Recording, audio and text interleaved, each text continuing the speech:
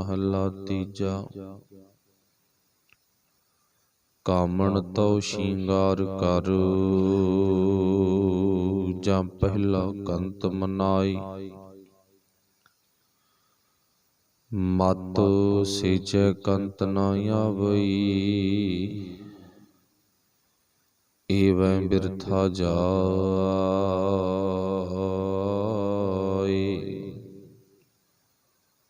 कामण पिर मन मानिया, तो बनिया श्रृंगार।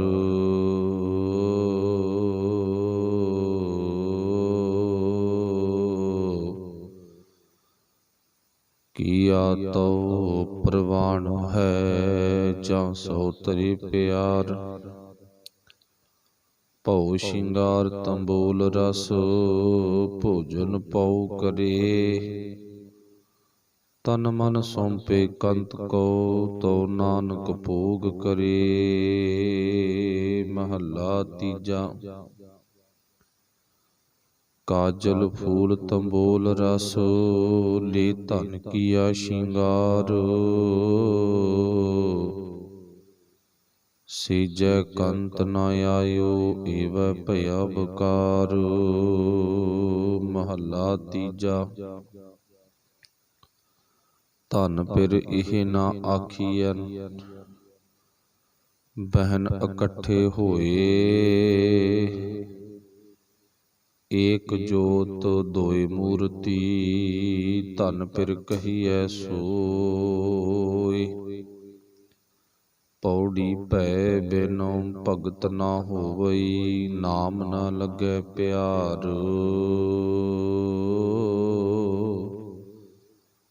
सतगुर मिलिए भौ उपजै, भय भाई रंग सवार। तन मनो रता रंग स्यों, हउमै तृष्णा मार। मन तन निर्मल अत सोहना, भेटिया कृष्ण मुरार। भौ भाओ सब तिसदा, सो सच वरतै संसार। भौ भाओ सब तिसदा, सो सच वरतै संसार।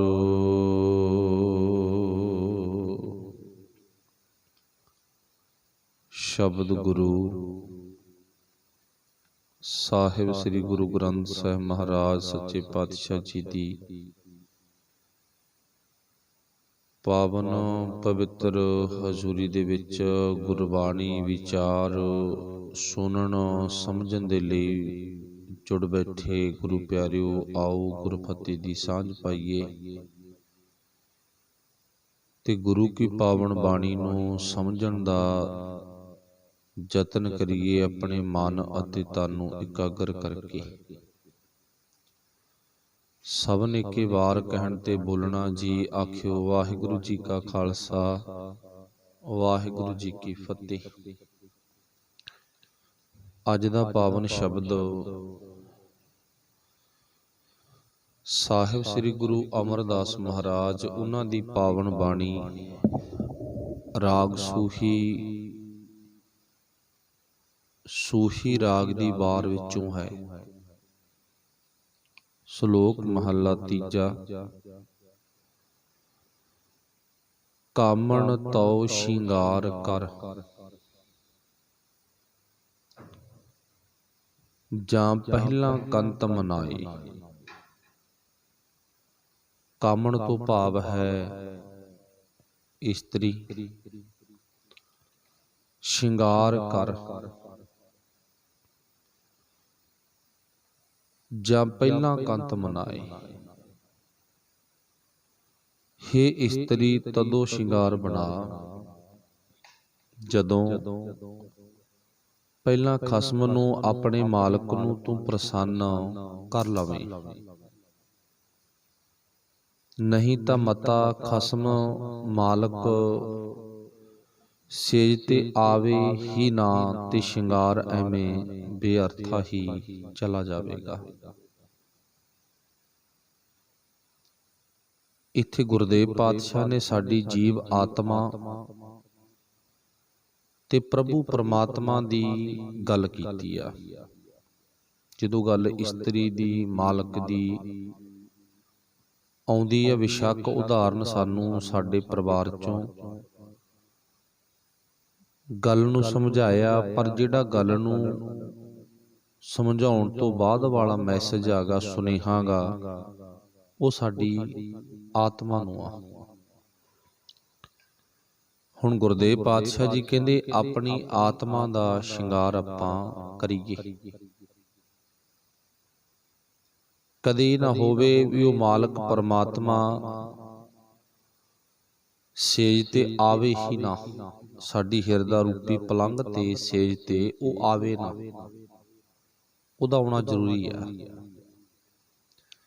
ਹਿਰਦਾ ਰੂਪੀ ਪਲੰਘ, ਸੇਜ ਤੇ ਉਹ ਵਾਹਿਗੁਰੂ ਕਿਵੇਂ ਆਉਂਦਾ ਹੈ, ਪਰਮਾਤਮਾ ਜੀ, ਰੱਬ ਜੀ ਕਿਵੇਂ ਆਉਂਦੇ ਨੇ?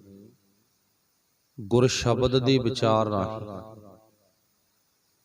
ਉਹ ਪਰਮਾਤਮਾ ਦਾ ਜੋ ਸੁਭਾਅ ਹੈ ਤੇ ਉਹਦੇ ਸੁਭਾਅ ਨੂੰ ਜਦੋਂ ਆਪਾਂ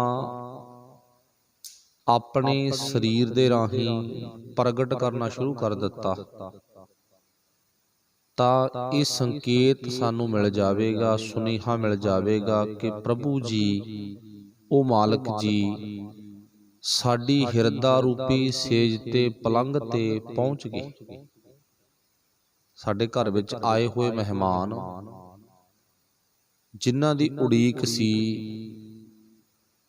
ਉਹਨਾਂ ਦਾ ਸਾਡੇ ਆਂਢ ਗੁਆਂਢ ਦੇ ਵਿੱਚ ਪਤਾ ਲੱਗ ਗਿਆ। ਸਾਡੇ ਘਰ ਦੀ ਆਵਾਜ਼ ਤੋਂ, ਬੋਲ ਬਾਲੇ ਤੋਂ, ਘਰ ਦੇ ਬਦਲੇ ਹੋਏ ਮਾਹੌਲ ਤੋਂ ਪਤਾ ਲੱਗ ਗਿਆ ਗੁਆਂਢੀਆਂ ਨੂੰ ਵੀ ਘਰ ਦੇ ਵਿੱਚ ਕੋਈ ਮਹਿਮਾਨ ਪਹੁੰਚ ਗਿਆ। ਇਵੇਂ ਜਿਵੇਂ ਉਹ ਪਰਮਾਤਮਾ ਸਾਡੀ ਹਿਰਦਾ ਰੂਪੀ ਸੇਜ ਤੇ ਆਉਣਾ ਚਾਹੀਦਾ, ਪਰ ਆਵੇਗਾ ਕਿਹੜੇ ਰੂਪ ਦੇ ਵਿੱਚ, ਉਹ ਦਿਸੇਗਾ ਕਿਵੇਂ, ਸਾਨੂੰ ਉਹਦਾ ਸੁਨੇਹਾ ਕੀ ਮਿਲੂਗਾ, ਸੰਕੇਤ ਕੀ ਮਿਲੂਗਾ?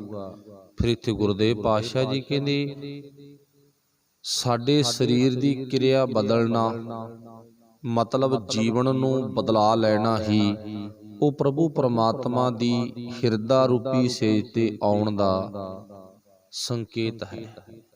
ਮੰਨ ਲਓ ਸਾਡੇ ਹਿਰਦਾ ਰੂਪੀ ਪਲੰਘ ਕਹਿ ਲਓ, ਬੈੱਡ, ਮੰਜਾ, ਜੋ ਮਰਜ਼ੀ ਕਹਿ ਲਓ, ਉਹਦੇ ਤੇ ਉਹ ਪਹੁੰਚ ਗਿਆ। ਜਦੋਂ ਸਾਡੇ ਅੰਦਰ ਦਾ ਸੁਭਾਅ ਜਿਹੜਾ ਹੈ ਉਹ ਬਦਲ ਗਿਆ, ਚੇਂਜ ਹੋ ਗਿਆ। ਹੁਣ ਗੁਰੂ ਸਾਹਿਬ ਜੀ ਕਿਤੇ ਕਹਿੰਦੇ ਨੇ, ਕਾਮਣ ਤੋਂ ਸ਼ਿੰਗਾਰ ਕਰ ਤਾਂ ਪਹਿਲਾਂ ਕੰਤ ਮਨਾਏ। ਕਹਿੰਦੇ ਫਿਰ ਤੇਰਾ ਕੰਤ ਆ ਜਿਹੜਾ ਉਹ ਮੰਨ ਜਾਵੇਗਾ, ਉਹਨੂੰ ਮਨਾ ਲਵੇਂਗੀ ਤੂੰ। ਸਾਡੀ ਜੀਵਾਤਮਾ ਉਹ ਪ੍ਰਭੂ ਪਰਮਾਤਮਾ ਨੂੰ ਮਨਾ ਲਊਗੀ। ਇਹੋ ਜਿਹੀ ਗੱਲ ਨਹੀਂ ਵੀ ਨਹੀਂ ਮੰਨਦਾ ਉਹ। ਮੰਨਦਾ ਕਿਵੇਂ ਆ? ਫਿਰ ਜਦੋਂ ਸਾਡਾ ਸਰੀਰ ਉਹਦੇ ਮੁਤਾਬਕ ਹੋ ਗਿਆ, ਸਾਡਾ ਸਰੀਰ ਉਹ ਪ੍ਰਭੂ ਪਰਮਾਤਮਾ ਦੇ ਅਨੁਸਾਰ ਹੋ ਗਿਆ, ਫਿਰ ਉਹ ਪਰਮਾਤਮਾ ਦੇ ਜਿਹੜੇ ਗੁਣ ਨੇ ਉਹ ਤੁਸੀਂ ਜਾਣਦੇ ਹੋ। ਉਹਦਾ ਦਿਲ ਬਹੁਤ ਵੱਡਾ, ਉਹ ਦੇਖ ਕੇ ਕਿਸੇ ਨੂੰ ਸੁਣਾਉਂਦਾ ਨਹੀਂ ਹੈ। ਉਹ ਦਾਤਾਂ ਦੇਣ ਵਾਲਾ ਹੀ ਆ, ਖੋਹਣ ਵਾਲਾ ਨਹੀਂ ਹੈ। ਗੁਣਾ ਨਾ ਉਹਦਾ, ਉਹ ਦਿੰਦਾ ਹੀ ਆ, ਖੋਹਦਾ ਨਹੀਂ। ਤੇ ਉਹ ਪਰਮਾਤਮਾ ਕਦੇ ਕਿਸੇ ਨਾਲ ਵੈਰ ਨਹੀਂ ਕਰਦਾ, ਈਰਖਾ ਨਹੀਂ ਕਰਦਾ ਕਦੇ ਕਿਸੇ ਨਾਲ, ਨਾ ਕਿਸੇ ਤੋਂ ਡਰਦਾ ਹੈ। ਤੇ ਉਹ ਪਰਮਾਤਮਾ ਹਰ ਥਾਂ ਮੌਜੂਦ ਹੈ। ਉਹ ਵਾਹਿਗੁਰੂ ਪਰਮੇਸ਼ਰ ਪਰਮਾਤਮਾ ਹਰ ਇੱਕ ਦੇ ਮੂੰਹ ਚ ਪਾਉਂਦਾ, ਪਾਲਦਾ, ਹਰ ਇੱਕ ਨੂੰ ਪਾਲਦਾ। ਉਹਦੇ ਮਤਲਬ ਕਿੱਦਾਂ? ਗੁਣ ਨੇਗੇ, ਤੇ ਇਹਨਾਂ ਗੁਣਾਂ ਦਾ ਜਦੋਂ ਸਾਡੇ ਅੰਦਰ ਪ੍ਰਕਾਸ਼ ਹੋ ਗਿਆ, ਸਾਡੇ ਅੰਦਰ ਇਹ ਗੁਣ ਆ ਵੜੇ, ਤੇ ਫਿਰ ਕੀ ਆ? ਬਸ ਉਹ ਪਰਮਾਤਮਾ ਸਾਡੀ ਗੱਲ ਮੰਨ ਗਿਆ। ਸੁਭਾਵ ਕੀ ਆ? ਉਹਦੇ ਵਰਗਾ ਜਦੋਂ ਸਾਡਾ ਸੁਭਾਅ ਬਣ ਗਿਆ।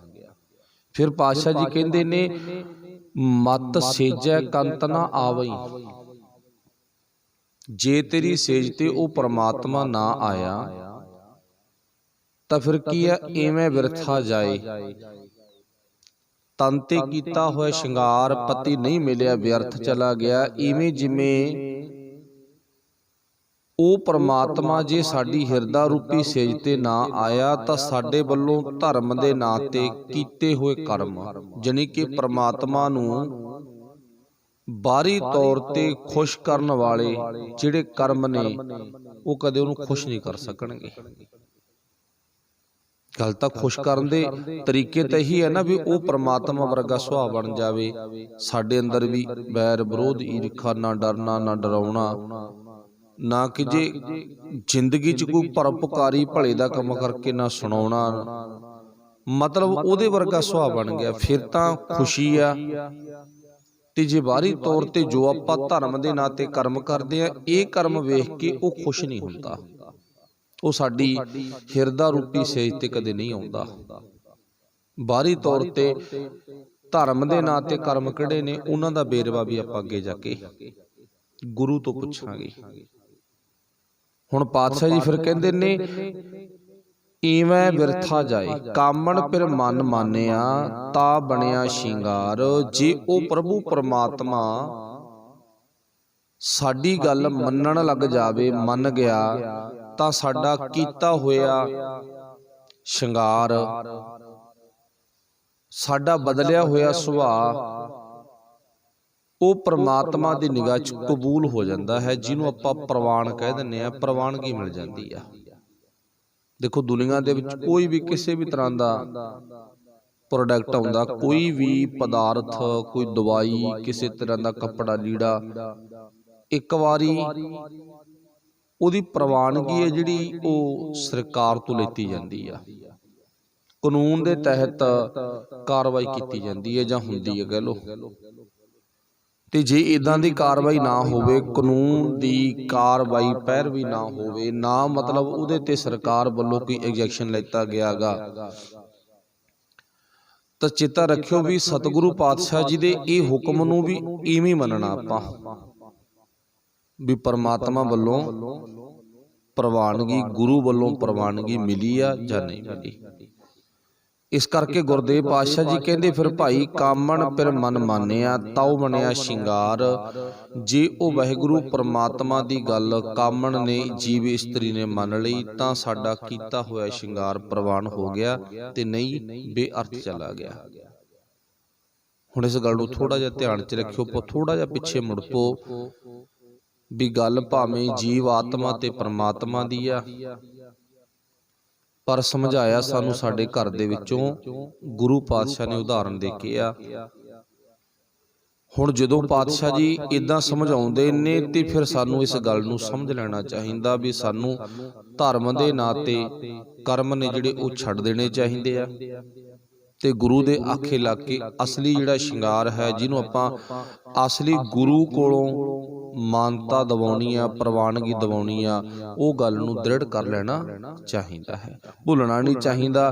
ਫਿਰ ਪਾਤਸ਼ਾਹ ਜੀ ਕਹਿੰਦੇ, ਕੀਆ ਤੋ ਪ੍ਰਵਾਨ ਹੈ, ਫਿਰ ਤੇਰਾ ਕੀਤਾ ਹੋਇਆ ਨਾ ਪ੍ਰਵਾਨ ਹੋ ਜਾਂਦਾ, ਫਿਰ ਬੋਲਣ ਦੀ ਲੋੜ ਨਹੀਂ ਹੈ।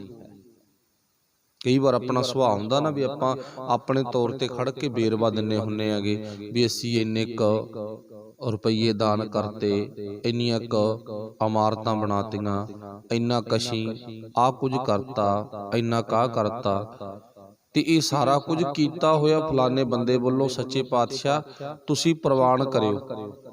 ਦੇਖੋ, ਜੋ ਮੇਰੇ ਅੰਦਰ ਦਾ ਇੱਕ ਖਿਆਲ ਆ ਵੀ ਗੁਰੂ ਨੂੰ ਕਹਿਣ ਦੀ ਲੋੜ ਨਹੀਂ ਹੈ, ਪਰਮਾਤਮਾ ਨੂੰ ਕਹਿਣ ਦੀ ਲੋੜ ਨਹੀਂ, ਜ਼ਰੂਰਤ ਨਹੀਂ ਹੈ। ਉਹ ਕਹਿੰਦਾ ਵੀ ਤੂੰ ਕਰੀ ਚੱਲ, ਤੇ ਆਪਣੇ ਜੀਵਨ 'ਚ ਗੁਣ ਪੈਦਾ ਕਰੀ ਚੱਲ, ਮੈਂ ਆਪੇ ਪ੍ਰਵਾਨ ਕਰ ਲੂੰਗਾ। ਕੀ ਪ੍ਰਵਾਨ ਕਰਨਾ, ਕੀ ਨਹੀਂ ਕਰਨਾ, ਇਹ ਤੂੰ ਨਹੀਂ ਦੱਸਣਾ ਮੈਨੂੰ। ਕੀ ਪ੍ਰਵਾਨ ਕਰਨਾ, ਕੀ ਨਹੀਂ ਕਰਨਾ, ਇਹ ਤੈਂ ਨਹੀਂ ਦੱਸਣਾ, ਮੇਰੀ ਮਰਜ਼ੀ ਆ। ਕੌਣ ਕਹਿੰਦਾ? ਗੁਰੂ। ਪਰ ਸਾਡਾ ਮਨ ਕੀ ਕਹਿੰਦਾ ਵੀ ਸਾਨੂੰ ਦੱਸਣਾ ਪਊਗਾ। ਨਾ ਦੱਸਿਆ ਤਾਂ ਹੋ ਸਕਦਾ ਅਰਦਾਸਗੇ ਸਿੰਘ ਨਾਲ ਕੋਈ ਲੜ ਪਏ, ਵੇਰਵਾ ਨਾ ਦਿੱਤਾ ਨਾ, ਹੋ ਸਕਦਾ ਕੋਈ ਲੜ ਪਏ। ਚਲੋ ਇੱਥੇ ਕਿਰਪਾ ਕੋਈ ਨਹੀਂ ਲੜਿਆ, ਨਾ ਕੋਈ ਅਜਿਹਾ ਕੇਸ ਬਣਿਆ ਅੱਜ ਤੱਕ। ਨਹੀਂ, ਬਹੁਤੇ ਥਾਵਾਂ ਤੇ ਆਪਾਂ ਦੇਖਦੇ ਹਾਂ ਵੀ ਅਰਦਾਸ ਦੇ ਵਿੱਚ ਜੇ ਕੋਈ ਵੇਰਵਾ ਨਾ ਦੇਵੇ ਇਦਾਂ ਦੀਆਂ ਮਨੌਤ ਗੱਲਾਂ ਦਾ, ਤਾਂ ਉੱਥੇ ਵੱਡੇ ਪੱਧਰ ਤੇ ਜੰਗ ਸ਼ੁਰੂ ਹੋ ਜਾਂਦੀ ਆ। ਉੱਥੇ ਮੰਨਿਆ ਜਾਊਗਾ ਵੀ ਇਹ ਗੁਰੂ ਨਾਨਕ ਦੇ ਸਕੂਲ ਦੇ ਵਿਦਿਆਰਥੀ ਅਜੇ ਅਣਜਾਣ ਨੇ, ਇੱਥੋਂ ਦੇ ਵਿਦਿਆਰਥੀ ਅਜੇ ਅਣਜਾਣ ਨੇ। ਇੱਕ ਗੱਲ ਜ਼ਰੂਰ ਧਿਆਨ 'ਚ ਰੱਖਿਓ, ਜਿਹੜੀ ਇੱਥੇ ਗੱਲ ਆਪਾਂ ਕਰਦੇ ਆ ਵੀ ਜੇ ਆਪਾਂ ਇੱਥੇ ਪਹੁੰਚਦੇ ਆ ਨਾ, ਚਾਹੇ ਸੁਬਾਹ ਦੁਪਹਿਰੇ ਸ਼ਾਮ ਜਦੋਂ ਵੀ ਪਹੁੰਚਦੇ ਆ, ਇਹ ਗੱਲ ਜ਼ਰੂਰ ਧਿਆਨ 'ਚ ਰੱਖਿਓ, ਗੁਰੂ ਨਾਨਕ ਸਾਹਿਬ ਦਾ ਸਕੂਲ ਹੈਗਾ। ਜਿਵੇਂ ਸਕੂਲ ਵਿੱਚ ਰੋਜ਼ ਬੱਚੇ ਜਾਂਦੇ ਆ ਨਾ, ਤੇ ਇੱਥੇ ਅਸੀਂ ਰੋਜ਼ ਆਉਂਦੇ ਆ। ਸਕੂਲ ਵਿੱਚ ਜਾਣ ਦਾ ਕਾਰਨ ਕੀ ਆ ਤੇ ਇੱਥੇ ਆਉਣ ਦਾ ਕਾਰਨ ਕੀ ਆ, ਇਹ ਜ਼ਰੂਰ ਬੁੱਝਣਾ ਆਪਾਂ। ਤੇ ਨਹੀਂ ਤਾਂ ਕਹਾਵਤਾਂ ਬਣੀਆਂ ਵੀ ਅੱਜ ਦੇ ਨਿਆਣੇ, ਅੱਜ ਦੇ ਨੌਜਵਾਨ ਸਕੂਲਾਂ ਕਾਲਜਾਂ 'ਚ ਗੇੜੇ ਖਾ ਕੇ ਮੁੜ ਆਉਂਦੇ ਨੇ, ਤਾਈਓਂ ਤਰੱਕੀਆਂ ਕਰ ਨਹੀਂ ਸਕੇ। ਨਾ ਤਰੱਕੀ ਕਰਨ ਦਾ ਕਾਰਨ ਇਹੀ ਆ ਨਾ ਵੀ ਸਕੂਲਾਂ ਕਾਲਜਾਂ ਦੀਆਂ ਦੇਹਲੀਆਂ ਨੀਵੀਆਂ ਕੀਤੀਆਂ ਨੇ, ਅਸੀਂ ਗੇੜੀ ਖਾਧੇ ਨੇਗੇ, ਪਰ ਉੱਥੋਂ ਕੁਝ ਸਿੱਖ ਕੇ ਨਹੀਂ ਆਉਂਦਾ। ਸ਼ਾਇਦ ਉਹ ਗੱਲ ਸਾਨੂੰ ਆਪਣੇ ਤੇ ਵੀ ਲਾ ਲੈਣੀ ਚਾਹੀਦੀ ਆ। ਕੋਈ ਅਤਕਥਨੀ ਨਹੀਂ ਹੈ ਜੇ ਕਹਿ ਲਵਾਂਗੇ ਵੀ ਅਸੀਂ ਵੀ ਗੁਰੂ ਘਰਾਂ ਦੀਆਂ ਦੇਹਲੀਆਂ ਨੀਵੀਆਂ ਕਰਤੀਆਂ। ਇੱਥੇ ਆਉਣਾ ਇੱਕ ਸਕੂਲ ਦੀ ਤਰ੍ਹਾਂ, ਵੀ ਕੁਝ ਸੁਣਨਾ, ਕੁਝ ਸਮਝਣਾ, ਕੁਝ ਗੁਰੂ ਦੇ ਹੁਕਮ ਅਨੁਸਾਰ ਜ਼ਿੰਦਗੀ ਵਿੱਚ ਨਵਾਂ ਕਰਮ ਕਰਨਾ, ਵੀ ਮੈਂ ਕੀ ਕਰਨਾ ਕੀ ਛੱਡਣਾ, ਇੰਨਾ ਕੁ ਪਤਾ ਕਰਨਾ। ਇਹ ਸਕੂਲ ਆ, ਇਹ ਸਕੂਲ ਦੇ ਵਿੱਚ ਕੁਝ ਨਾ ਕੁਝ ਪੱਲੇ ਪਾ ਕੇ ਲੈ ਜਾਣਾ ਆਪਾਂ। ਤੇ ਪਰ ਜਿੱਥੇ ਗੁਰੂ ਨਾਨਕ ਦੇ ਸਕੂਲ ਵਿੱਚ ਕਿਸੇ ਤੋਂ ਬੁਲਾਏ ਹੋਏ ਬੋਲ ਘੱਟ ਵੱਧ ਬੋਲੇ ਗਏ, ਉਹਨਾਂ ਪਿੱਛੇ ਲੜਾਈ ਹੁੰਦੀ ਹੋਵੇ, ਉੱਥੇ ਅਣਜਾਣ ਹੋਣਾ।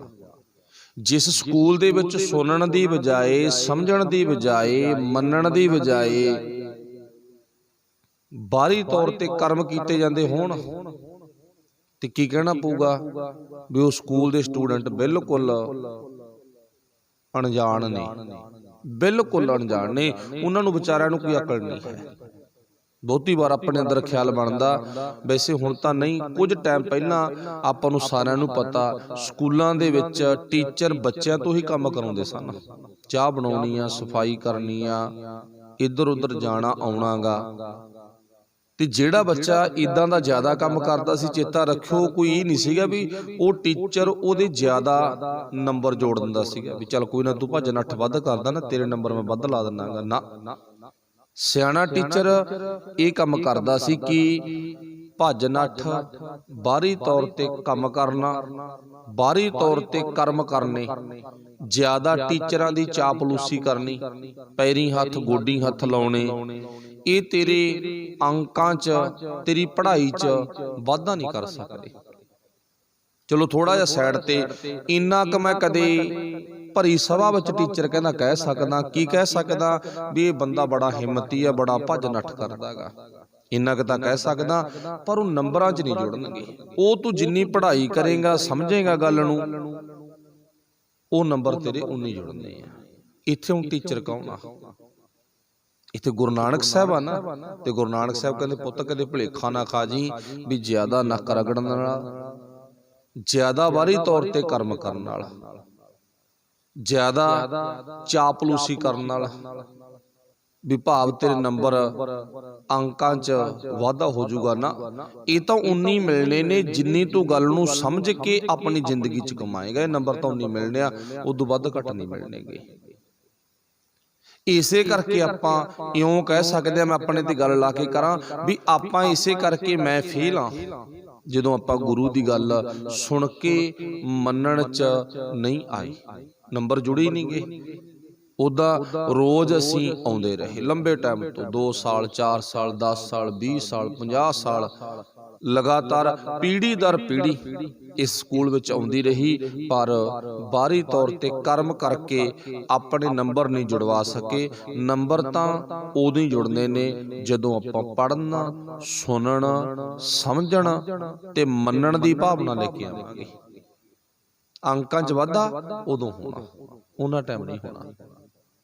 ਹੁਣ ਗੁਰੂ ਸਾਹਿਬ ਇੱਥੇ ਕਹਿੰਦੇ ਨੇ, ਕਹਿੰਦੇ ਕਾਮਣ ਫਿਰ ਮਨ ਮਾਨਿਆ, ਕਹਿੰਦੇ ਹੇ ਕਾਮਣ, ਹੇ ਇਸਤਰੀ, ਉਹ ਵਾਹਿਗੁਰੂ ਉਦੋਂ ਗੱਲ ਤੇਰੀ ਸੁਣ ਕੇ ਮੰਨ ਲਵੇਗਾ ਜਦੋਂ ਤੂੰ ਉਹਦੀ ਗੱਲ ਸੁਣ ਕੇ ਮੰਨ ਲਈ।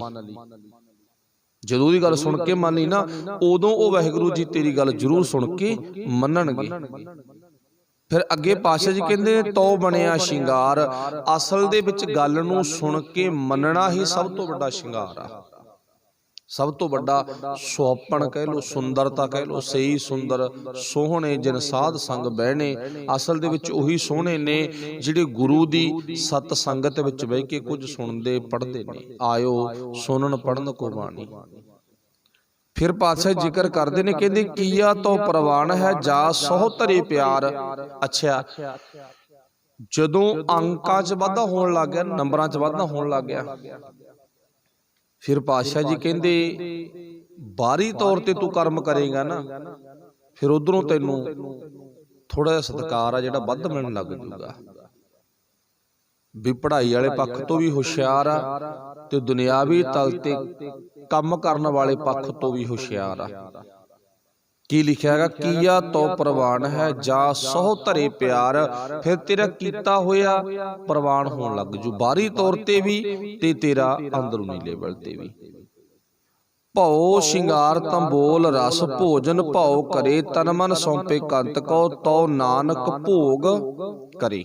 ਫਿਰ ਪਾਤਸ਼ਾਹ ਜੀ ਕਹਿੰਦੇ ਨਾ, ਜਦੋਂ ਜ਼ਿੰਦਗੀ ਦਾ ਆਧਾਰ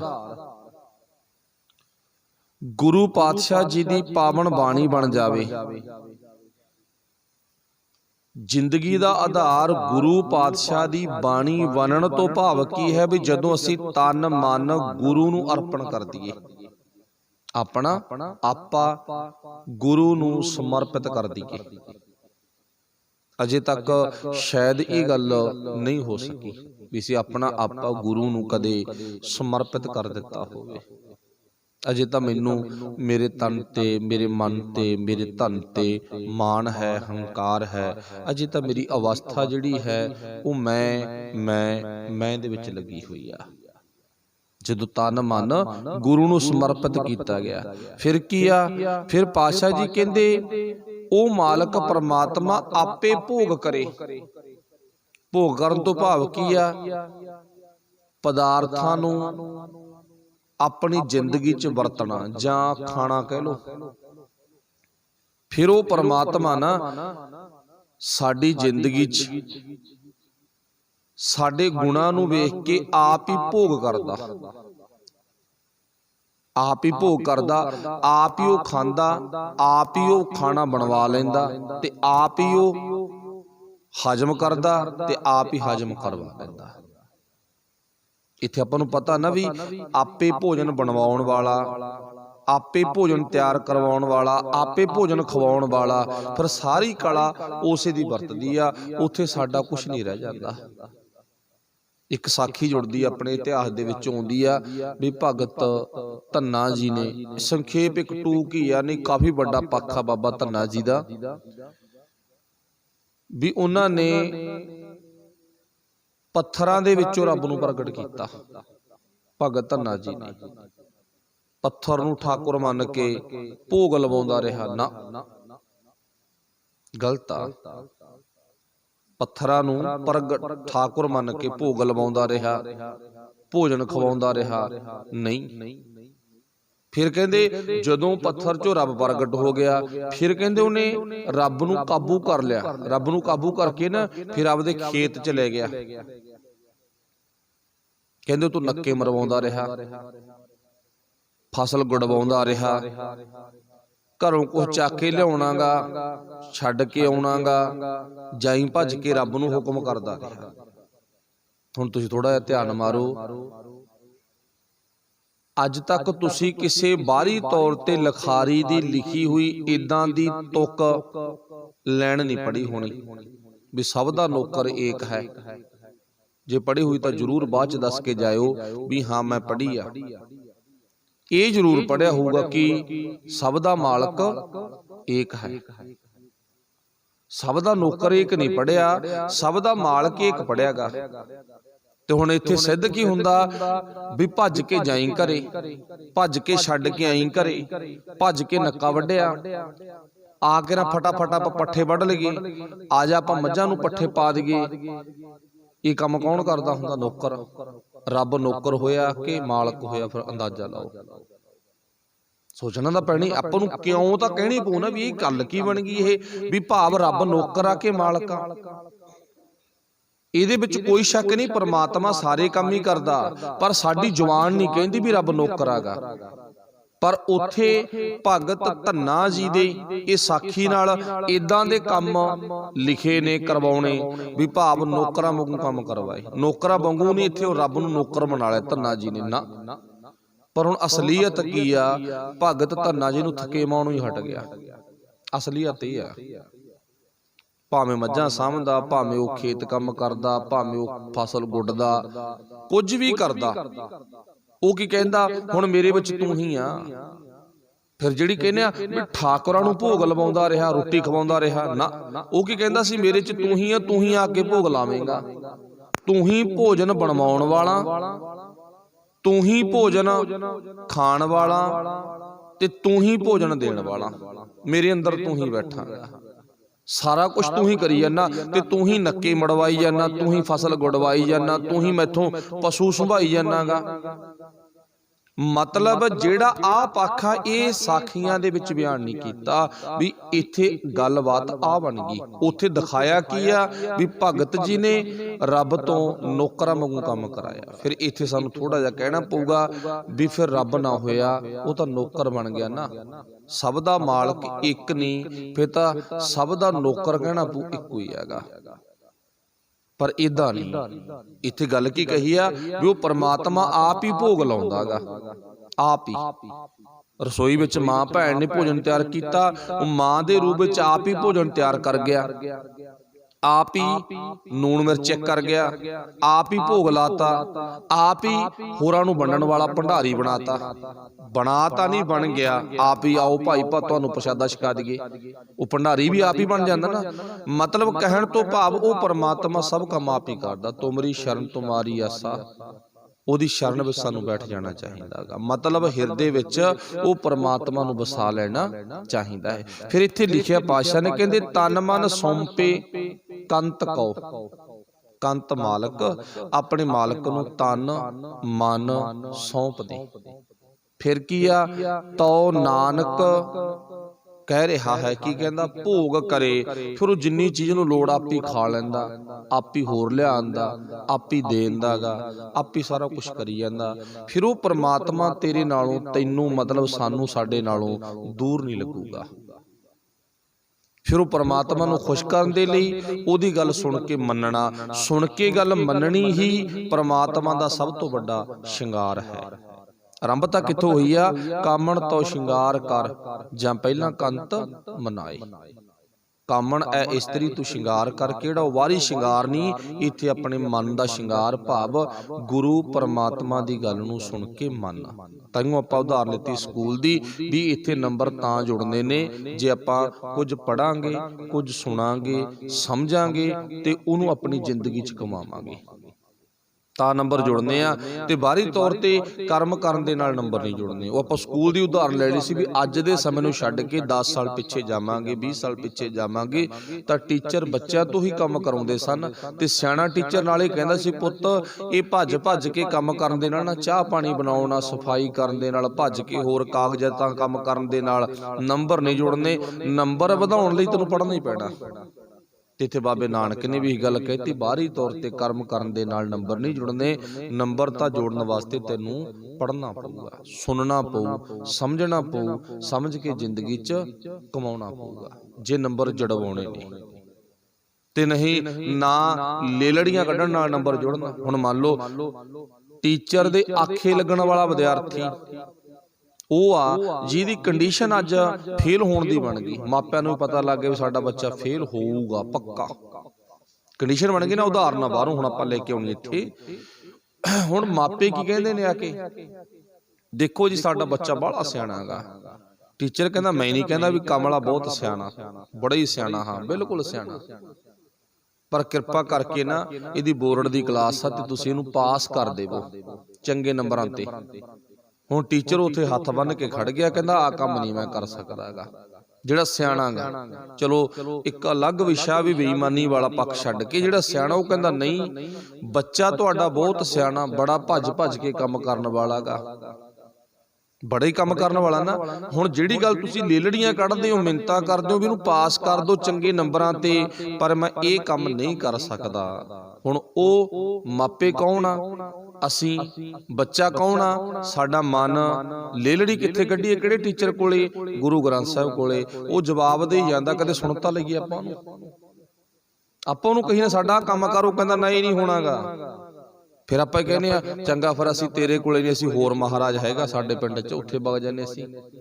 ਤੇਰੇ ਕੋਲੇ ਨਹੀਂ, ਅਸੀਂ ਤਖਤ ਸ੍ਰੀ ਦਮਦਮਾ ਸਾਹਿਬ ਵਗ ਜਾਵਾਂਗੇ, ਉੱਥੇ ਜਾ ਕੇ ਲੇਲੜੀਆਂ ਕੱਢ ਲਾਂਗੇ।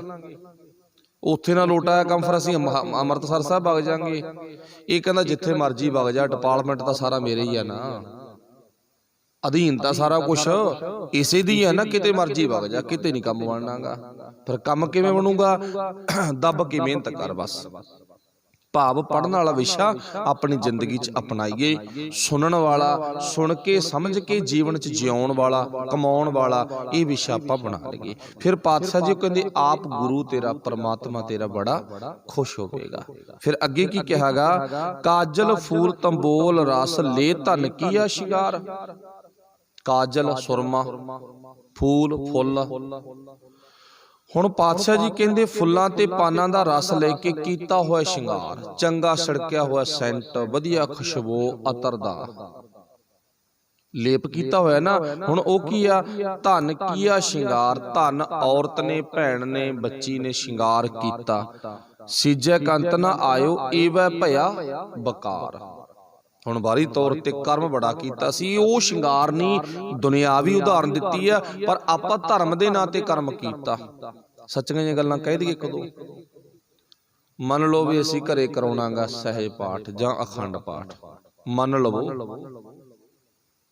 ਹੁਣ ਬਾਹਰੀ ਤੌਰ ਤੇ ਗੁਰੂ ਨੇ ਇੱਥੇ ਸ਼ਿੰਗਾਰ ਦੀ ਗੱਲ ਕੀਤੀ ਆ ਵੀ ਕਾਜਲ, ਫੂਲ, ਤੰਬੋਲ, ਰਸ ਲੈ ਲਿਆ ਕੇ, ਧਨ ਕੀਆ ਔਰਤ ਨੇ ਸ਼ਿੰਗਾਰ ਕੀਤਾ, ਚੰਗਾ ਵਧੀਆ ਅਤਰ, ਵਧੀਆ ਸੁਰਮਾ, ਵਧੀਆ ਫੁੱਲ, ਫੁੱਲਾਂ ਦਾ ਪਾਨ ਰਸ ਲਿਆਂਦਾ, ਸ਼ਿੰਗਾਰ ਕੀਤਾ। ਸੇਜੈ ਕੰਤ ਨਾ ਆਵੇ, ਮਾਲਕ ਆਇਆ ਨਹੀਂ, ਉਹਦਾ ਕੀਤਾ ਹੋਇਆ ਸ਼ਿੰਗਾਰ ਵਿਅਰਥ ਚਲਾ ਗਿਆ। ਮਾਲਕ ਗੱਲ ਸੁਣਨ ਵਾਸਤੇ ਨਹੀਂ ਆਏਗਾ। ਇੱਕ ਉਦਾਹਰਨ ਆ, ਉਹ ਹੁਣ ਕਿਹੜਾ ਪੱਖ ਆ? ਧਰਮ ਦੇ ਨਾਂ ਤੇ ਕਰਮ। ਬਾਹਰੀ ਤੌਰ ਤੇ ਸਜਾਵਟ, ਕਿਹੜੀ ਸਜਾਵਟ? ਇੱਕ ਸਫਾਈ ਵਾਲਾ ਪੱਖ ਅਲੱਗ ਵਿਸ਼ਾ, ਇੱਕ ਬਾਹਰੀ ਤੌਰ ਤੇ ਧਰਮ ਦੇ ਨਾਂ ਤੇ ਆਹ ਸ਼ਿੰਗਾਰ ਕਿਹੜਾ ਗਾ?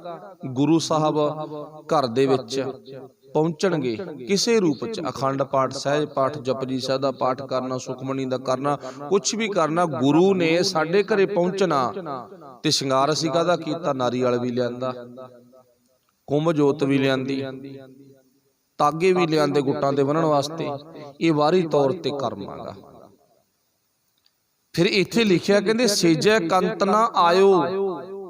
ਹੁਣ ਜਦੋਂ ਆਹ ਬਾਹਰੀ ਤੌਰ ਤੇ ਕਰਮ ਦੇਖਿਆ, ਉਹ ਅਸਲੀ ਮਾਲਕ ਪਰਮਾਤਮਾ ਤਾਂ ਫਿਰ ਸਾਡੇ ਘਰ ਆਏ ਹੀ ਨਹੀਂਗਾ ਭਾਈ ਨਾ। ਉਹ ਤਾਂ ਮੁੜ ਗਿਆ, ਉਹ ਤਾਂ ਬਾਹਰੋਂ ਦੇਖ ਕੇ ਮੁੜ ਗਿਆ ਵੀ ਨਹੀਂ, ਇਹ ਤਾਂ ਮੇਰੇ ਘਰ ਆਉਣ ਵਾਲਾ ਹੈ ਹੀ ਨਹੀਂ, ਥਾਂ ਹੀ ਨਹੀਂ ਹੈ।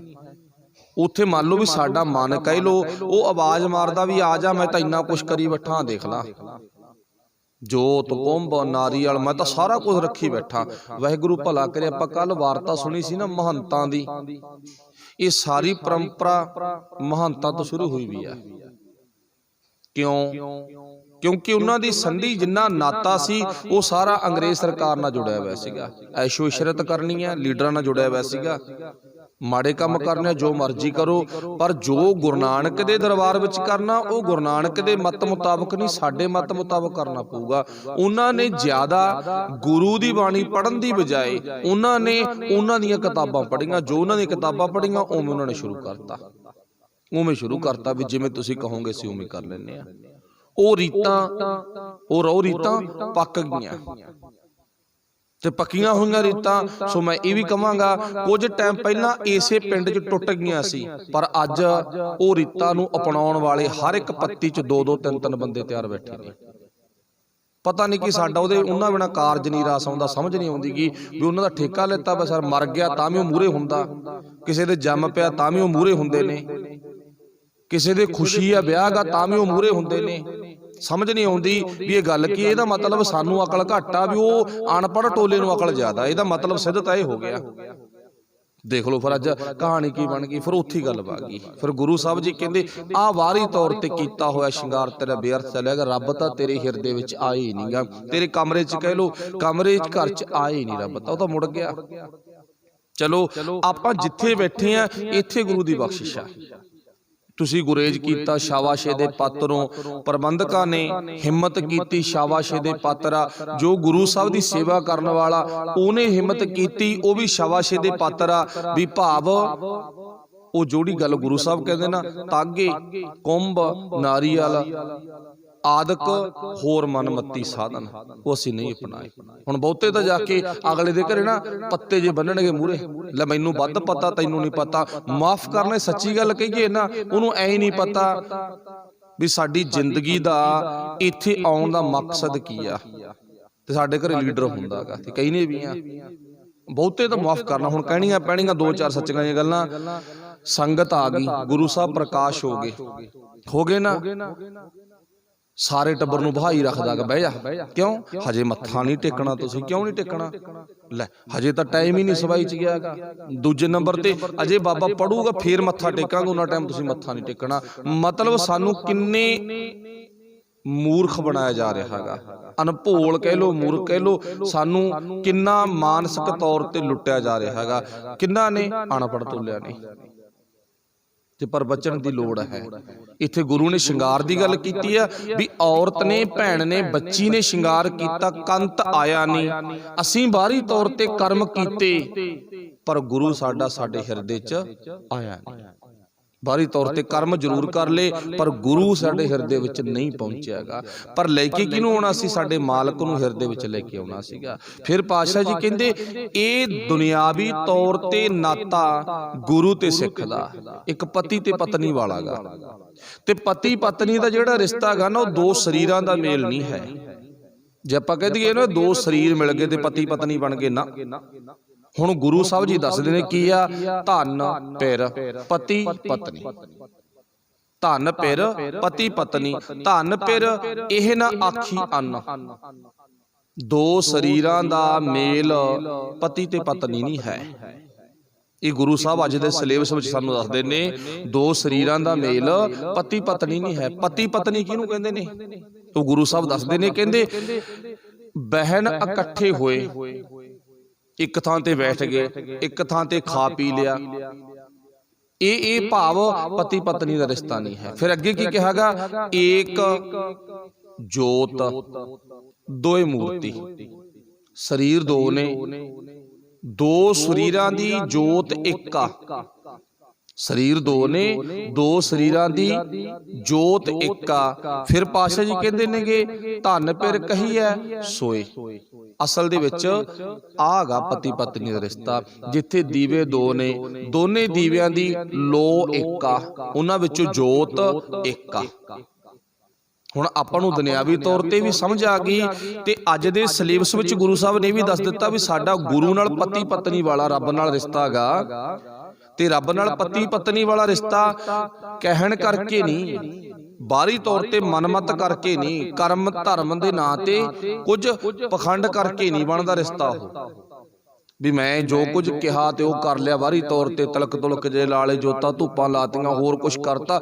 ਇਹ ਕੁਝ ਕਰਨ ਦੇ ਨਾਲ ਨਹੀਂ, ਬਾਹਰੀ ਤੌਰ ਤੇ ਕੁਝ ਦਾਨ ਦਸ਼ਨਾ ਦੇਣ ਦੇ ਨਾਲ ਨਹੀਂ। ਪਤੀ ਪਤਨੀ ਰਿਸ਼ਤਾ ਵਿਚਾਰ ਕਰਕੇ ਆ। ਜੇ ਆਪਸ ਵਿੱਚ ਏਕ ਜੋਤ ਦੋਏ ਮੂਰਤੀ, ਦੋ ਸਰੀਰ ਨੇ, ਜੋਤ ਇੱਕ ਆ, ਵਿਚਾਰ ਇੱਕ ਨੇ, ਫੇਰ ਤਾਂ ਪਤੀ ਪਤਨੀ ਦਾ ਰਿਸ਼ਤਾ ਹੈ ਦੁਨਿਆਵੀ ਤੌਰ ਤੇ ਵੀ। ਇਵੇਂ ਜਿਵੇਂ ਰੱਬ ਦਾ ਤੇ ਮਨੁੱਖੀ ਜੀਵ ਆਤਮਾ ਦਾ ਰਿਸ਼ਤਾ ਗਾ, ਵੀ ਜੇ ਤਾਂ ਗੁਰੂ ਨਾਲ ਵਿਚਾਰ ਮਿਲਦੇ ਨੇ ਫੇਰ ਤਾਂ ਸਾਡਾ ਗੁਰੂ ਨਾਲ, ਸਿੱਖ ਤੇ ਗੁਰੂ ਦਾ ਰਿਸ਼ਤਾ ਹੈ। ਜੇ ਵਿਚਾਰ ਨਹੀਂ ਮਿਲਦੇ ਫੇਰ ਅਸੀਂ ਸਿੱਖ ਤੇ ਗੁਰੂ ਦਾ ਰਿਸ਼ਤਾ ਨਹੀਂ ਮੰਨ ਸਕਾਂਗੇ ਵੀ ਅਸੀਂ ਹੈਗੇ ਆ। ਫਿਰ ਅਸਲ ਦੇ ਵਿੱਚ ਤਾਂ ਆਪਾਂ ਨੂੰ ਉਦਾਹਰਨ ਲੈਣੀ ਪਊ ਨਾ ਬਾਹਰੋਂ। ਸਰੀਰ ਤਾਂ ਦੋ, ਉਹ ਵੀ ਇਕੱਠੇ ਨੇ, ਸੁਬਾਹ ਉੱਠਦੇ ਆ, ਲੜਦੇ ਆ, ਮੂੰਹ ਮੋਟੇ ਆ, ਦਿਨੇ ਵੀ ਲੜਦੇ ਆ, ਬਾਹਰੋਂ ਆਇਆ ਬੰਦਾ ਫਿਰ ਵੀ ਲੜਾਈ, ਸ਼ਾਮ ਹੋਈ ਫਿਰ ਵੀ ਲੜਾਈ, 24 ਘੰਟੇ ਮੂੰਹ ਮੋਟਾ, ਪਰ ਸਰੀਰ ਦੋ ਨੇ। ਕਾਗਜ਼ਾਂ 'ਚ ਪਤਨੀ ਦਾ ਨਾਮ ਲਿਖ ਕੇ ਫਿਰ ਕੀ ਲਿਖਿਆ ਗਿਆ, ਅੱਗੇ ਲਿਖਿਆ ਗਿਆ ਪਤੀ ਦਾ ਨਾਮ। ਇਹਦੀ ਧਰਮ ਪਤਨੀ ਹੈ। ਮੇਰੇ ਵਰਗਾ ਬਾਬਾ ਵੀ ਕਹਿੰਦਾ ਧਰਮ ਪਤੀ ਜਾਂ ਧਰਮ ਪਤਨੀ, ਪਰ ਗੁਰੂ ਕਹਿੰਦਾ ਆਪਸ ਵਿੱਚ ਇਹਨਾਂ ਦੀ ਵਿਚਾਰਤਾ ਮਿਲਦੀ ਨਹੀਂ। ਧਰਮ ਪਤਨੀ ਜਾਂ ਧਰਮ ਪਤੀ ਕਿਵੇਂ ਬਣ ਗਏ ਇਹ? ਪਰ ਇੱਥੇ ਵਿਚਾਰ ਨੂੰ ਮਾਨਤਾ ਦਿੱਤੀ ਹੈ ਗੁਰੂ ਸਾਹਿਬ ਨੇ। ਹਰ ਇੱਕ ਥਾਂ ਤੇ ਵਿਚਾਰ ਨੂੰ ਮਾਨਤਾ ਦਿੱਤੀ ਆ। ਪਾਤਸ਼ਾਹ ਜੀ ਕਹਿੰਦੇ ਜੇ ਜੋਤ ਇੱਕ ਬਣ ਗਈ ਨਾ, ਫਿਰ ਤੂੰ ਅਸਲੀ ਪਤੀ ਤੇ ਪਤਨੀ ਦਾ ਰਿਸ਼ਤਾ ਕਹਾ ਸਕਦਾ ਨਹੀਂ ਨੀਗਾ।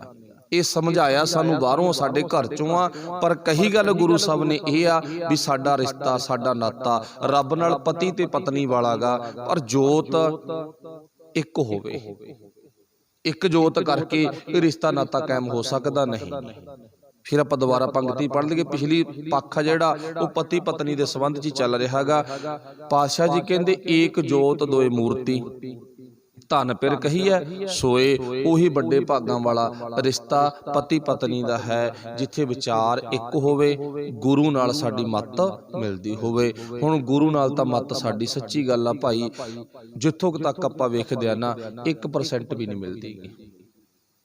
ਕਹਿਣ ਨੂੰ ਕਹਿਣਾ ਪੈਂਦਾ, ਭੋਗ ਤੇ ਸਾਨੂੰ ਵੀ ਥੋੜੇ ਜਿਹੇ ਪੰਪ ਮਾਰਨੇ ਪੈਂਦੇ ਆ ਭੋਗ ਵਾਲੇ ਦਿਨ, ਫੇਰ ਹੀ ਤੁਸੀਂ 200-400 ਰੁਪਇਆ ਵੱਧ ਦਿੰਦੇ ਹੋਗੇ, ਨਹੀਂ ਦਿੰਦੇ ਨਹੀਂਗੇ। ਇਹ ਵੀ ਪਤਾ ਲੱਗ ਗਿਆ ਨਾ ਹੁਣ, ਸੱਚੀਆਂ ਗੱਲਾਂ ਨੇਗੀਆਂ। ਇਹ ਨਹੀਂ ਤੁਸੀਂ ਕਹਿੰਦੇ ਵੀ ਚੰਗਾ ਪਾਠ ਸਾਨੂੰ ਬੜਾ ਵਧੀਆ ਸੁਣਾਇਆ, ਅਰਥ ਕਰਕੇ ਸਮਝਾਏ ਨੇ, ਵਿਆਖਿਆ ਵੀ ਕਰਤੀ ਅੱਧਾ ਘੰਟਾ 20 ਮਿੰਟ, ਲੈ ਭਾਈ ਅਸੀਂ ਖੁਸ਼ ਹੋ ਕੇ ਤੈਨੂੰ ਇੰਨਾ ਕੁਛ ਕਰ ਦਿਆਂਗੇ। ਇਹ ਨਹੀਂ ਨਾ, ਜੇ ਚਾਪਲੂਸੀ ਕਰਾਂਗੇ ਫੇਰ ਚਲੋ ਮਾਫ ਕਰਨਾ, ਉਹ ਗੁਰੂ ਜਾਣਦਾ, ਇੱਕ ਮਜਬੂਰੀ ਆ ਪੱਖ ਵੇਖ ਕੇ। ਮੈਂ ਸੱਚੀ ਗੱਲ ਕਰੂੰ, ਬਿਲਕੁਲ ਕੋਈ ਇਦਾਂ ਨਹੀਂ ਹੈ ਲੁੱਕ ਚ ਕੀ ਆ ਤੁਸੀਂ ਹਟ ਜੋ, ਸੰਗ ਮੰਨਣ ਲੱਗ ਜੇ ਆਪਾਂ ਵੀ ਨਾ ਭਾਈ ਸਾਡੀ ਚਾਪਲੂਸੀ ਭੋਗ ਤੋਂ ਬਾਅਦ ਕਰੀ ਨਾ, ਬੰਦ ਕਰ ਦੋ, ਇਹ ਅਸੀਂ ਨਹੀਂ ਚਾਹੁੰਦੇਗੇ। ਪਰ ਉਹ ਲਿਸਟ ਬਣਾ ਕੇ ਦਿੱਤੀ ਜਾਂਦੀ ਵੀ ਆਹ ਇੰਨਾ ਕੁਛ ਬੋਲਣਾ ਤੈਂ, ਜੇ ਨਾ ਬੋਲਿਆ ਦੇਖ ਲਈ। ਫਿਰ ਮੇਰੇ ਵਰਗੇ ਨੂੰ ਵੀ ਹੁੰਦਾ ਗਾ ਵੀ ਚੱਲ ਬੋਲ ਦਿੰਨੇ ਆ, ਕੀ ਆ ਚੌਧਰੀ ਮਿਲ ਜੇ, ਥੋੜੀ ਬਹੁਤੀ ਵਡਿਆਈ ਮਿਲ ਜੇ ਆਪਾਂ ਨੂੰ। ਪਰ ਗੁਰੂ ਸਾਹਿਬ ਜੀ ਕਹਿੰਦੇ ਨਹੀਂ, ਇਹ ਕੀ ਕੁਛ ਹੋ ਗਿਆ, ਕਹਿੰਦੇ ਸੋਚਣਾ ਪਊਗਾ। ਸੋਚਣਾ ਤਾਂ ਪੈਣਾ ਹੀ ਹੈ ਨਾ, 1% ਵੀ ਨਹੀਂ। ਜੋ ਗੁਰੂ ਨੇ ਕਿਹਾ ਉਹ ਤਾਂ ਆਈ ਨਹੀਂ ਗੱਲ ਸਾਡੇ ਦਿਮਾਗ ਦੇ ਵਿੱਚ, ਸਾਡੇ ਧਿਆਨ ਦੇ ਵਿੱਚ, ਉਹ ਤਾਂ ਆਈ ਨਹੀਂ ਹੈ। ਸੋ ਵਾਹਿਗੁਰੂ ਭਲਾ ਕਰੇ। ਇੱਕ ਨਿੱਕੇ ਨਿੱਕੇ ਦ੍ਰਿਸ਼ਟਾਂਤ ਲੈ ਲਓ ਆਪਾਂ। ਮਰਦਾਨੇ ਨੇ ਬਾਬੇ ਨਾਨਕ ਦੀ ਚਾਪਲੂਸੀ ਨਹੀਂ ਕੀਤੀ। ਭਾਈ ਲਾਲੋ ਨੇ, ਛੋਟੇ ਛੋਟੇ ਵਿਅਕਤੀਆਂ ਦੇ ਆਪਾਂ ਨਾ ਦੇਖੋ, ਬਾਹਲੇ ਵੱਡੇ ਵਿਅਕਤੀ ਨੇ ਉਹ, ਪਰ ਆਪਾਂ ਆਪਣੇ ਦਿਮਾਗ ਕਰਕੇ ਦੇਖਾਂਗੇ ਵੀ ਛੋਟੇ ਛੋਟੇ ਜਿਹੇ ਵਿਅਕਤੀ ਨੇ। ਆਮ ਕਰਕੇ ਇੱਕ ਮਜ਼ਦੂਰੀ ਕਰਨ ਵਾਲਾ ਨਾ, ਮਿਹਨਤ ਕਰਨ ਵਾਲਾ ਨੌਕਰ ਬੰਦਾ, ਉਹ ਮਾਲਕ ਦੀ ਵਡਿਆਈ ਕਰ ਹੀ ਦਿੰਦਾ ਹੁੰਦਾ, ਫੋਕੀ ਵਡਿਆਈ। ਮਾਲਕ ਨੂੰ ਖੁਸ਼ ਰੱਖਦਾ, ਉਹ ਕਹਿੰਦਾ ਫੋਕੀ ਵਡਿਆਈ ਕਰ ਦੋ, ਤਾਂ ਕੀ ਫਰਕ ਪੈਂਦਾ ਗਾ। ਪਰ ਮਾਫ ਕਰਨਾ, ਮਰਦਾਨਾ ਤੇ ਗੁਰੂ ਨਾਨਕ ਸਾਹਿਬ ਦਾ ਰਿਸ਼ਤਾ ਮਾਲਕ ਤੇ ਨੌਕਰ ਵਾਲਾ, ਸੇਵਕ ਤੇ ਗੁਰੂ ਵਾਲਾ। ਪਰ ਮਰਦਾਨੇ ਨੇ ਕਦੇ ਗੁਰੂ ਨਾਨਕ ਦੀ ਚਾਪਲੂਸੀ ਨਹੀਂ ਕੀਤੀ, ਨਾ ਗੁਰੂ ਨਾਨਕ ਸਾਹਿਬ ਨੇ ਕਰਾਈ ਆ। ਲਾਲੋ ਨੇ ਚਾਪਲੂਸੀ ਨਹੀਂ ਕੀਤੀ। ਜੇ ਉਪਮਾ ਕੀਤੀ ਆ, ਵਡਿਆਈ ਕੀਤੀ ਆ, ਤਾਂ ਦਿਲ ਚੋਂ ਕੀਤੀ ਆ, ਦਿਲ ਦੇ ਵਿੱਚੋਂ ਛੱਡ ਕੇ ਨਾ ਵਡਿਆਈ, ਜ਼ੁਬਾਨ ਨਾਲ ਨਹੀਂ ਕੀਤੀ ਗਈ ਵੀ ਬਾਹਰੀ ਤੌਰ ਤੇ ਕਹਿਤਾ ਹੋਵੇ ਤੂੰ ਤਾਂ ਬਾਹਲਾ ਚੰਗਾਗਾ, ਤੂੰ ਤਾਂ ਬੜਾ ਹੀ ਵਧੀਆ ਕੰਮ ਕਰਦਾਗਾ, ਤੇਰੇ ਵਰਗਾ ਤਾਂ ਹੋਣਾ ਮੁਸ਼ਕਿਲ ਹੀ ਆ। ਇਦਾਂ ਦੀ ਕੋਈ ਚਾਪਲੂਸੀ ਨਹੀਂ ਕੀਤੀ ਗਈ। ਉਹ ਸਿਆਣੇ ਕਹਿੰਦੇ ਆ ਨਾ, ਕਿਸੇ ਦਾ ਦਿਲ ਜਿੱਤਣ ਦੇ ਲਈ ਜ਼ੁਬਾਨ ਚਲਾਉਣੀ ਪੈਂਦੀ ਆ। ਲੋਕਾਂ ਦਾ ਦਿਲ ਜਿੱਤਣ ਦੇ ਲਈ ਨਾ ਆਪਣੀ ਜ਼ੁਬਾਨ ਤੋਂ ਸ਼ੁਭ ਬੋਲ ਬੋਲਣੇ ਪੈਂਦੇ ਨੇ, ਫਿਰ ਦਿਲ ਜਿੱਤਿਆ ਜਾਂਦਾ ਗਾ। ਪਰ ਉਹ ਕੰਮ ਔਖਾ ਨਾ। ਪਰ ਚੇਤਾ ਰੱਖਿਓ, ਕਿਸੇ ਅਮੀਰ ਵਿਅਕਤੀ ਦਾ, ਲੋਕਾਂ ਦਾ ਦਿਲ ਜਿੱਤਣ ਲਈ ਜ਼ੁਬਾਨ ਚੋਂ ਸ਼ੁਭ ਬੋਲ ਬੋਲਣੇ ਪੈਂਦੇ ਨੇ, ਪਰ ਕਿਸੇ ਅਮੀਰ ਦੇ, ਕਿਸੇ ਲੀਡਰ ਦੇ ਬੋਲ ਬੋਲਣ ਦੀ ਬਜਾਏ ਨਾ ਇਹ ਜੀਭ ਤਲੇ ਚੱਟ ਕੇ ਦਿਲ ਜਿੱਤ ਲੈਂਦੀ ਆ। ਜੀਵ ਫਿਰ ਕੀ ਭਾਵ ਦਿਲ ਜਿੱਤਾ ਜਾਂਦਾ, ਤਲੇ ਚੱਟ ਕੇ। ਸੋ ਵਾਹਿਗੁਰੂ ਭਲਾ ਕਰੇ। ਇਹਨਾਂ ਗੁੱਝੀਆਂ ਹੀ ਰਮਜ਼ਾਂ ਦੇ ਵਿੱਚੋਂ ਅਸੀਂ ਬਾਹਰ ਨਿਕਲ ਗਏ ਤਾਂ ਸਾਡੀ ਜ਼ਿੰਦਗੀ 'ਚ ਭਲਾ ਹੋ ਸਕਦਾ। ਫਿਰ ਗੁਰੂ ਨਾਨਕ ਸਾਹਿਬ ਜੀ ਕਹਿੰਦੇ ਨੇ, ਭਾਈ ਆਪਣੀ ਜ਼ਿੰਦਗੀ 'ਚ ਆਪਾਂ ਉਹ ਪ੍ਰਭੂ ਪਰਮਾਤਮਾ ਦੇ ਨਾਲ ਵਿਚਾਰ ਕਰਕੇ, ਇੱਕ ਜੋਤ ਕਰਕੇ ਨਾਤਾ ਜੋੜ ਕੇ ਰੱਖਣਾਗਾ। ਬਾਕੀ ਬਾਹਰੀ ਤੌਰ ਤੇ ਸਾਰੇ ਕਰਮ ਛੱਡ ਦੇਣੇ ਚਾਹੀਦੇ ਨੇ। ਕੋਈ ਸਾਨੂੰ ਮਨਮੱਤੀ ਕਰਮ ਆ ਜਿਹੜਾ, ਉਹ ਕੋਈ ਵੀ ਆ, ਚਾਹੇ ਆਪਾਂ ਸਾਰੇ ਜਾਣਦੇ ਆ, ਉਹ ਛੱਡ ਦੇਣੇ ਚਾਹੀਦੀ ਆ। ਲੋੜ ਵੇਖ ਲੈਣੀ ਚਾਹੀਦੀ ਹੈ ਵੀ ਕਿਸ ਚੀਜ਼ ਦੀ ਕਦੋਂ ਤੇ ਕਿੱਥੇ ਲੋੜ ਆ, ਤੇ ਲੋੜ ਪੂਰੀ ਕਰਨਾ ਉਹ ਸਾਡਾ ਧਰਮ ਆ। ਉਹ ਚਾਹੇ ਗੁਰੂ ਦਰਬਾਰ 'ਚ ਆ, ਚਾਹੇ ਉਹ ਬਾਹਰੀ ਤੌਰ ਤੇ ਕਿਸੇ ਦੇ ਘਰ ਆ, ਚਾਹੇ ਉਹ ਆਪਣੇ ਘਰ ਆ, ਚਾਹੇ ਉਹ ਕਿਤੇ ਵੀ ਹੈ। ਜਿੱਥੇ ਲੋੜ ਆ, ਲੋੜ ਤੇ ਮਦਦ ਕਰਨੀ, ਬੇਲੋੜੇ ਕੰਮ ਤੋਂ, ਫਜ਼ੂਲ ਕੰਮ ਤੋਂ ਬਚ ਜਾਣਾ। ਇਹ ਗੁਰੂ ਨਾਨਕ ਸਾਹਿਬ ਦਾ ਅੱਜ ਦਾ ਸਿਲੇਬਸ, ਅੱਜ ਦਾ ਸਿਧਾਂਤ ਹੈ। ਫਿਰ ਪਾਤਸ਼ਾਹ ਜੀ ਕਹਿੰਦੇ ਨੇ, ਭੈ ਬਿਨ ਭਗਤ ਨਾ ਹੋਵਈ। ਗੁਰੂ ਦਾ ਡਰ ਮੰਨਣਾ ਸਾਨੂੰ ਜ਼ਰੂਰੀ ਆ। ਭੈ ਬਿਨ ਭਗਤ ਨਾ ਹੋਵੇ, ਡਰ ਤੋਂ ਬਿਨਾਂ ਭਗਤੀ ਨਹੀਂ ਹੁੰਦੀਗੀ। ਨਾਮ ਨਾਲ ਲੱਗਿਆ ਪਿਆਰ, ਨਾਮ ਨਾਲ ਪਿਆਰ ਨਹੀਂ ਪੈਂਦਾ। ਡਰ ਗੁਣ ਹੋਣਾ ਜ਼ਰੂਰੀ ਹੈ। ਕਿਹਦਾ? ਇੱਕ ਗੁਰੂ ਦਾ, ਪਰਮਾਤਮਾ ਦਾ। ਸਤਿਗੁਰ ਮਿਲਿਆ ਭਉ ਉਪਜੈ, ਭੈ ਭਾਏ ਰੰਗ ਸਵਾਰ। ਗੁਰੂ ਨਾਲ ਮਿਲ ਕੇ ਹੀ ਸਾਡੀ ਜ਼ਿੰਦਗੀ 'ਚ ਚੰਗਾ ਰੰਗ ਉਪਜ ਸਕਦਾ, ਪੈਦਾ ਹੋ ਸਕਦਾ ਹੈ। ਤਨ ਮਨ ਰੱਤਾ ਰੰਗ ਸਿਉ, ਹਉਮੈ ਤ੍ਰਿਸ਼ਨਾ ਮਾਰ। ਤਨ ਮਨ ਰੱਤਾ ਰੰਗ ਸਿਉ, ਹਉਮੈ, ਮਨ ਦੇ ਵਿੱਚੋਂ ਹਉਮੈ ਹੰਕਾਰ ਕੱਢ ਦੇਣੀ, ਹਉਮੈ ਤ੍ਰਿਸ਼ਨਾ ਮਾਰ। ਫਿਰ ਪਾਤਸ਼ਾਹ ਜੀ ਕਹਿੰਦੇ ਨੇ, ਮਨ ਤਨ ਨਿਰਮਲ ਅਤ ਸੋਹਣਾ ਭੇਟਿਆ ਕ੍ਰਿਸ਼ਨ ਮੁਰਾਰ। ਮਨ ਤਨ ਨਿਰਮਲ ਅਤ ਸੋਹਣਾ ਭੇਟਿਆ, ਮੈਨੂੰ ਮਿਲ ਗਿਆ ਕੌਣ? ਕ੍ਰਿਸ਼ਨ ਮੁਰਾਰ। ਉਹ ਕ੍ਰਿਸ਼ਨ ਨਹੀਂ, ਗੁਰੂ ਕ੍ਰਿਸ਼ਨ ਹੈ। ਉਹ ਕ੍ਰਿਸ਼ਨ ਨਹੀਂ ਹੈ। ਬੜੇ ਥਾਈਂ ਲਿਖਿਆ ਨਾ, ਗੁਰ ਗੋਰਖ, ਗੁਰ ਪਾਰਵਤੀ, ਗੁਰੂ शिव जी है, गुरु ही मेरे लिए राम है, गुरु ही मेरे लिए पार्वती सब कुछ है। इत्थे भी मेरे लिए गुरु ही कृष्ण रूप है। फिर अगे लास्ट विच पातशाह जी कहते ने, भौ भाओ, भौ डर, भाओ प्यार। फिर पातशाह के सब तिस दा जो सच वरत है, संसार जिहड़ा संसार दे विच सच वरता रहा, भौ उहदा रखना चाहिदा ते उसे नाल ही प्यार करना चाहिदा गा। सो इत्थों तक अज दी विचार समाप्त है। बोलने तो अखर वध घट रह जांदे ने। गुरु ते गुरु की संगत बख्शण योग है। सब दा धन्नवाद जी। भुलां दी खिमा। वाहिगुरू जी का खालसा।